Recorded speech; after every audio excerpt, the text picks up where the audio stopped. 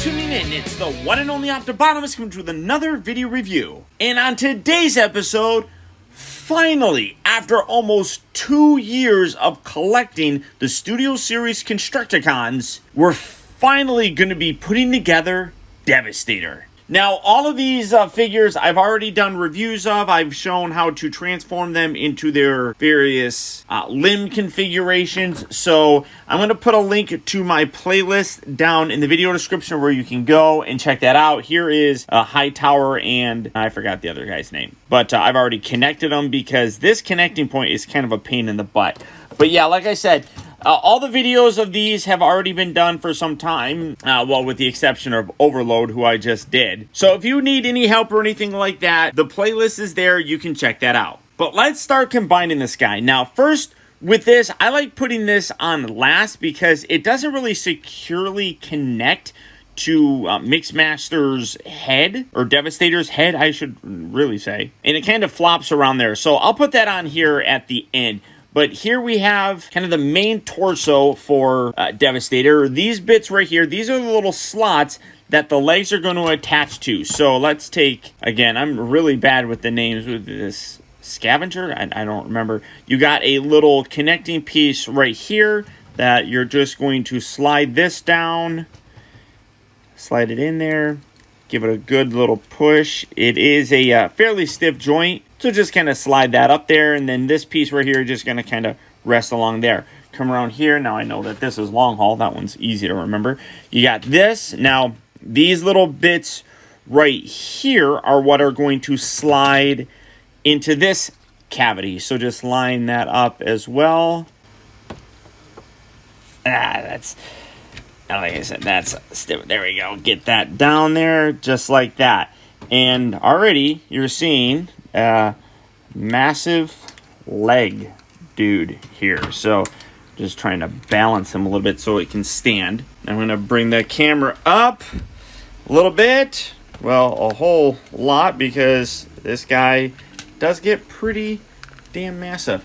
So this part's a little bit easier to do when you don't have it all connected. So this, first of all, this little groove section is going to slide down. Let's move these off to the side. It's going to slide down this spine piece. That's going to lock everything into place. Get those kind of out of the way. But it's a little bit easier to attach Mixmaster first. Now, what you need to do is, in between the tires are some holes. You're going to kind of put those tires right around this bit right here. And then you got these little sections, little grabby spots that these hook pieces are going to grab hold of. This part is really tricky to do. So kind of, oh, well, let's see. Get that like that. You need to bring that around. And like I said, just kind of fit the tire in between there. And it's hard. It's mostly just because it's hard to see what's happening. So just, there we go. So just kind of push that there. And then once that's in between there, you can kind of just grab this and just pull down, and that'll lock that in there. Do that on this side as well. Just push down. There we go. Oh, did that pop the other one out? Yeah, see, I didn't have the tire section in there proper. There we go. And then just push. Now, that's annoying. There we go. Is that in there? Like that's not all the way down. That's fair. Yeah, that's pretty good. All right, so there's that. If things started falling off, literally you can put it all back. Is it like that? I don't remember which way it goes. I want to see it. No, it doesn't go like that. It goes like that. So we're going to put that back in there and keep that attached just like so. Now, if you wanted to, you can take this. This literally just clips in. So you got like this little gap here. You just push it down. Like I said, it doesn't really securely connect. It just sits there. It's kind of lame, but I mean, it is what it is, I guess. But it's going to just sit there. These, I'm going to like move those up just to give it a little added sort of dimension to it. Grab hold of this. Now, like I said, you're going to slide this piece down this spine section. So just push that there. And It's a little bit tricky, again. A lot of it is just because he's so big and it's a little bit hard to see, but there we go. Slide that down just like that. This might get dislodged. Honestly, I don't care too much about those little pieces. They're there. They do what they need to do. It is what it is. But you can see just how big this guy's getting. Now, here we have one of his arms.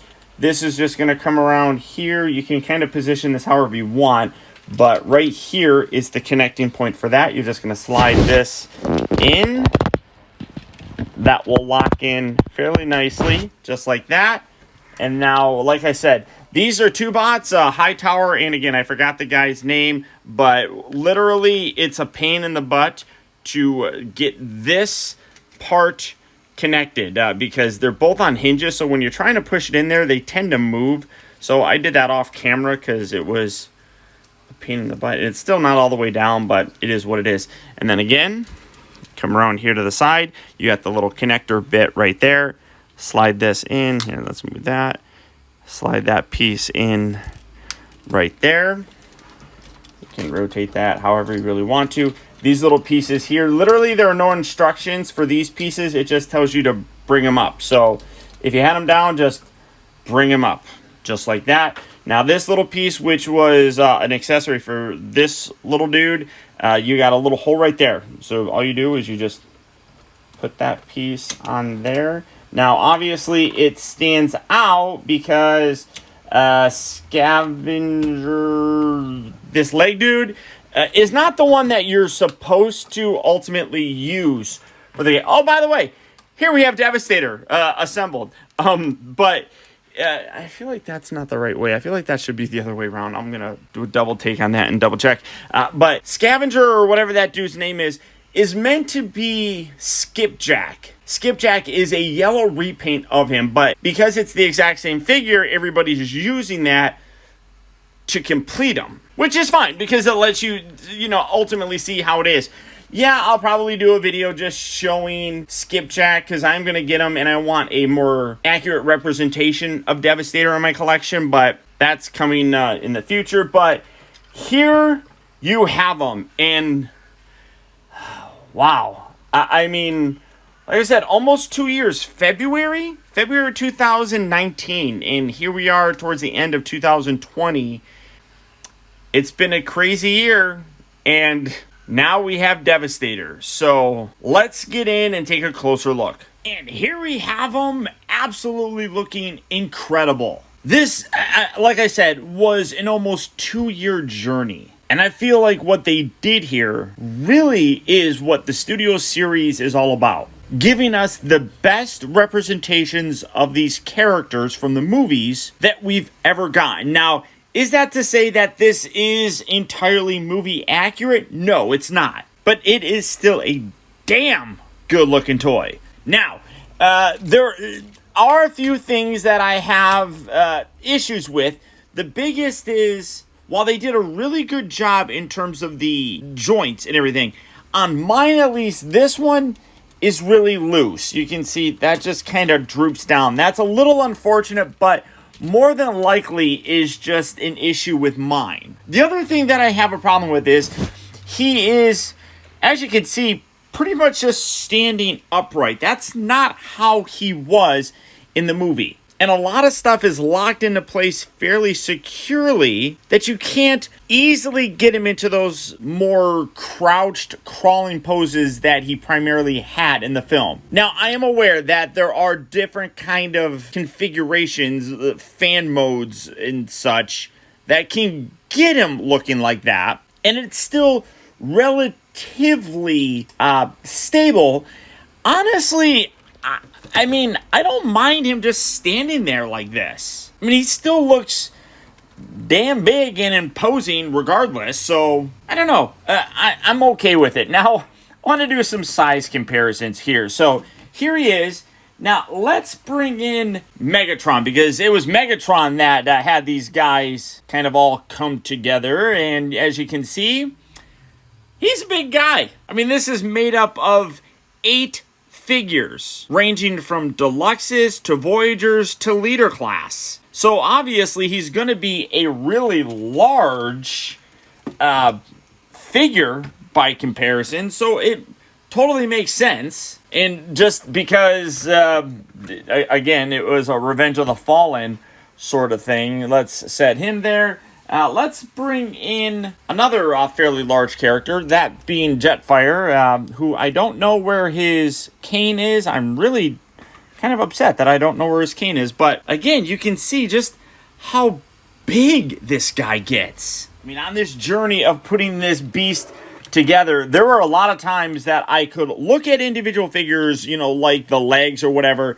and be like, this guy's gonna be huge. And you could get a sense of the overall size, but all the detail is still there. Obviously, he doesn't have a fully movie accurate look because of this guy, which will be rectified in the future, hopefully fairly soon. But I will get that to kind of fix that particular kind of look. I wonder if you can't really do much with these little bits. You can put them off to the side. Now, as big as he is, he's still fairly well articulated. The other thing that I do like is that everything does connect very securely. I don't feel like anything is going to fall off on him. Now, granted, some of these connecting points I don't have fully compressed in. Like you can see here, it's sticking up a little bit. The only part that I would be concerned about would maybe be this, but it's still pretty solid just in general, I think. But his articulation is a little bit limited. Unfortunately, you can't really rotate his head. That's all locked in there. You can kind of see it. He swings, but that's not really an articulation thing. So that is kind of unfortunate that they don't have any kind of articulation in the head itself, other than the mouth opening. That it's all locked there. So, like I said, a little bit unfortunate, but look at that thing. God, that's awesome. His shoulders here have a whole bunch of different things. So you got this little swivel bit right here. These are obviously locked into position, so you can't really move that. But this can swivel. You also do have a rotation right here that you can bring around and kind of rotate things, just to get a little bit more kind of range of motion with it. Now, this I'm gonna try collapsing that all the way down, because that just makes me a little bit nervous. Now, like I said, you do have the rotation here, but it is fairly loose, at least on mine, and that's definitely unfortunate, as I feel like it's not going to easily hold that. But you do have a rotation there. You have a hinge right here, which is fairly solid. You got all that bit right here. You have a little section right down there. You can bring things around. He's got his little fingers, all that. On this side here, it's a little bit more, I'm sorry, I hit my camera. It's a little bit more sturdy on this side because you don't have two figures. You have one Voyager. This does make it fairly heavy. So it's like, I feel like they should have reinforced that joint a little bit more. It sits there, as you can see. Just depends on how you position it. Like if you bend it, I mean, I don't know. I mean, it still kind of holds, but yeah, you can kind of see it drops a little. So be careful when you're posing things. Like I said, this one is a little bit lighter because you don't have as many figures there. So you still have that shoulder swivel thing there. You can articulate this. Did that pop that loose? Oh no, that just... Oh no, yeah, that did knock that loose. So keep that locked in as best as you can. I wonder if I dislodge this one on this side. No, that one's still connected. Okay, so you still have all that range of motion with this guy. You have the hinge right here. You have the swivel. All of these little bits here can like be little finger things. So there's all that, which is nice. He doesn't have anything at the waist. Now, I did watch Mgo's video, and he did, I mean, when you move it, he talked about this, how it looks like there's a swivel there, which it does. But when you come around to the back, this whole section right here is what's kind of preventing that from rotating. I mean, it looks like it's a separate piece, but it doesn't rotate there. So that is kind of interesting. Maybe they meant to put that in there and then they took it out. Who knows? I don't know. But you do have a nice ratchet joint down here that can also move in and out. Nothing really in terms of a knee because it's all locked into place. but you can slightly move the feet, as you can see, like that. Both of them kind of had that, and then you also do have the tilting of it. So you can kind of angle these back a little bit, position that, get it really kind of how you want. The knees, like I said, are kind of locked into place. So it is a little bit more limited in terms of the articulation. For a figure this big, it doesn't bother me all that much, especially since putting in things like knee joints there probably would be tough to do, because you would have had to engineer it in more extra parts to the limbs themselves. Now, for me, I do wish that we could get him in a more crouched pose. I mean, it's fairly easy to do. I mean, you can just hinge him over and then bring these, detach all this. I mean, yeah, let's keep that locked in there. Come on, Paul, what are you doing?